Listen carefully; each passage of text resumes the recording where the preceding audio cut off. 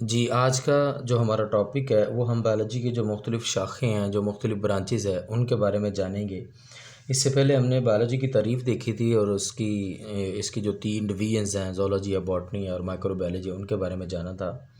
ये जो chapter number 1 है बायोलॉजी का, इसमें से बोर्ड के पेपर में तकरीबन 10 से 12 नंबर का पेपर आता है। 2 शॉर्ट क्वेश्चन आते हैं और 1 जो है ना लॉन्ग क्वेश्चन आता है। 3 शॉर्ट क्वेश्चन भी बाज़ दफ़ा हो जाते हैं और 1 शॉर्ट क्वेश्चन 2 नंबर का होता है। 6 नंबर 3 शॉर्ट क्वेश्चन के और 5 नंबर का एक लॉन्ग आता है। 11 नंबर का ये पेपर आता है और उस बाज़ दफ़ा इससे बढ़ भी जाता है, कम भी हो जाता है। मतलब ये है कि 10 नंबर का बोर्ड के पेपर में क्वेश्चन ज़रूर आता है, इसलिए आपने इस चैप्टर को ध्यान से करना है। और 2 एमसीक्यूज़ भी आ जाते हैं, तो 10 से बढ़ भी सकते हैं, कम मोस्टली 10 नंबर का आता है। आज हम देखेंगे बायोलॉजी की जो मुख्तलिफ़ ब्रांचेज़ हैं वो कौन कौन सी हैं। पहले हमने डिवीज़न देखी थी। ये जो डिवीज़न्स हैं इनको आगे मुख्तलिफ़ ब्रांचेज़ में तकसीम किया गया है। जो पहली हमारे पास ब्रांच है वो आती है जी मॉर्फोलॉजी। ये जो लफ्ज़ लॉजी है मैंने आपको पहले भी बताया था, फिर दोबारा बता रहा हूँ। लॉजी का लफ्ज़ी मतलब होता है मुताला करना। ये जो लफ्ज़ मॉर्फो है, मॉर्फो का मतलब होता है बनावट प्लस साख्त। बनावट और साख्त का बायोलॉजी की वो शाख जिसमें बनावट और साख्त का साइंसी मुताला किया जाता है उसको मॉर्फोलॉजी कहते हैं। मॉर्फो का लफ्ज़ी मतलब है बनावट और साख्त। और उसके बाद जो दूसरी हमारे पास ब्रांच आती है वो आती है हिस्टोलॉजी। लॉजी का मतलब मुताला करना। ये जो लफ्ज़ हिस्टो है, हिस्टो का लफ्ज़ी मतलब होता है टिशू। अब आप अपने अल्फाज में इसकी तारीफ़ कर लेंगे बिल्कुल आसान लैंग्वेज में। बायोलॉजी की वो शाख जिसमें जानदारों के जिस्म में पाए जाने वाले टिशू का साइंसी मुताला किया जाता है। बिल्कुल आसान है। बायोलॉजी की वो शाख जिसमें जानदारों के अजसाम में, जानदारों के जिस्म में पाए जाने वाले टिशू का साइंसी मुताला किया जाता है उसको हिस्टोलॉजी कहते हैं। ये जो लफ्ज़ टिशू है ये की वर्ड है। उसके बाद जो अगली हमारे पास ब्रांच आती है वो आती है जी फिजियोलॉजी। नंबर 3 हमारे पास। ये मैं आपको वो ब्रांचेस बता रहा हूँ जिनके एंड पे लॉजी आता है ताकि आपको याद करने में आसानी रहे। ये जो लफ्ज़ लॉजी है, लॉजी का लफ्ज़ी मतलब है मुताला करना। और ये जो लफ्ज़ फिजियो है, फिजियोलॉजी, ये जो लफ्ज़ फिजियो है इसका लफ्ज़ी मतलब होता है अफ़आल या काम। यानी बायोलॉजी की, अब इसकी तारीफ़ करें, बायोलॉजी की वो शाख जिसमें जानदारों के अजसाम में होने वाले अफ़आल का साइंसी मुताला किया जाता है उसको फिजियोलॉजी का नाम देते हैं। उसके बाद हमारे पास जो नेक्स्ट ब्रांच आती है वो है पैलियोंटोलॉजी।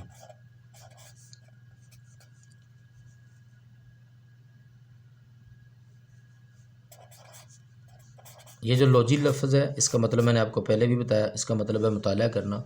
और ये जो लफ्ज़ पैलियोंट है, पैलियोंट का लफ्ज़ी मतलब होता है फॉसल्स। फॉसल्स के साइंसी मुताला को हम लोग पैलियोंटोलॉजी का नाम देते हैं। बायोलॉजी की वो शाख जिसमें फॉसल्स का मुताला किया जाता है उसको पैलियोंटोलॉजी कहते हैं। अब सवाल ये है कि फॉसल से क्या मुराद है। ये बोर्ड के पेपर में 2 नंबर का क्वेश्चन आ जाता है। फॉसल्स से क्या मुराद है? ऐसे जानदार जो हज़ारों साल, ऐसे जानदार जो हज़ारों साल पहले मर चुके हैं उनकी बाक़ियात को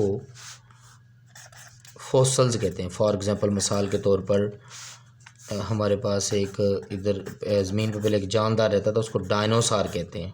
डायनासोर रहते थे। अब ये जो डायनासोर है इसकी हमें कोई हड्डी मिल जाएगी, चीज़ मिल जाएगी, उसको हम लोग फॉसल का नाम देंगे। उसके बाद जो नेक्स्ट ब्रांच है हमारे पास वो आती है पैरासाइटोलॉजी। पैरासाइटोलॉजी। अभी जो लॉजी लफ्ज़ है इसका मतलब होता है मुताला करना। और ये जो लफ्ज़ पैरासाइट है इसका मतलब आपने यहाँ पे पैरासाइट ही लिखना है, यानी इसके तरीक़ में आप लोग लफ्ज़ पैरासाइट ज़रूर लिखेंगे। बायोलॉजी की वो शाख जिसमें पैरासाइट का साइंसी मुताला किया जाता है उसको पैरासाइटोलॉजी कहते हैं। अब पैरासाइट क्या होता है?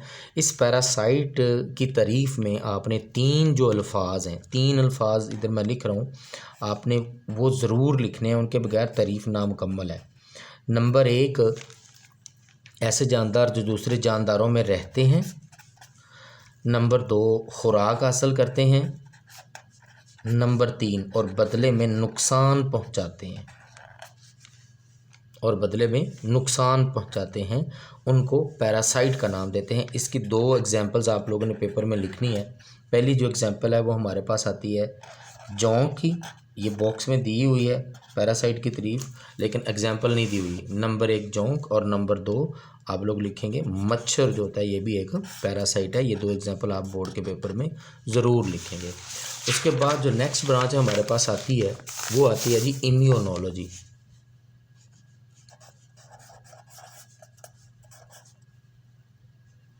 अब ये जो लफ्ज़ लॉजी है, लॉजी का लफ्ज़ी मतलब होता है मुताला करना, और ये जो लफ्ज़ इम्यून है, इम्यून का लफ्ज़ी मतलब होता है दफ़ाई निज़ाम, इम्यून सिस्टम, दफ़ाई निज़ाम या इम्यून सिस्टम।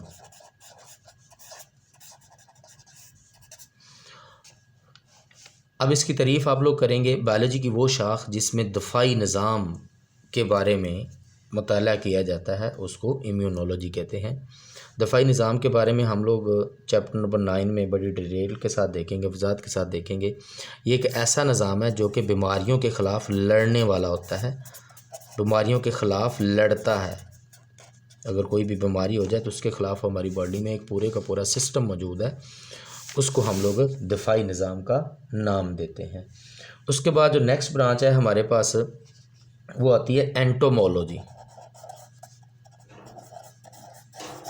लॉजी का लफ्ज़ी मतलब है मुताला करना, और ये जो लफ्ज़ एंटो है, एंटोमो, इसका मतलब होता है हशरात। अब आप देखें बिल्कुल आसान लैंग्वेज में आप लोग ख़ुद इसकी तारीफ़ बना सकते हैं। बायोलॉजी की वो शाख जिसमें हशरात का साइंसी मुताला किया जाता है, कीड़े मकोड़ों का साइंसी मुताला किया जाता है, उसको एंटोमोलॉजी का नाम देते हैं।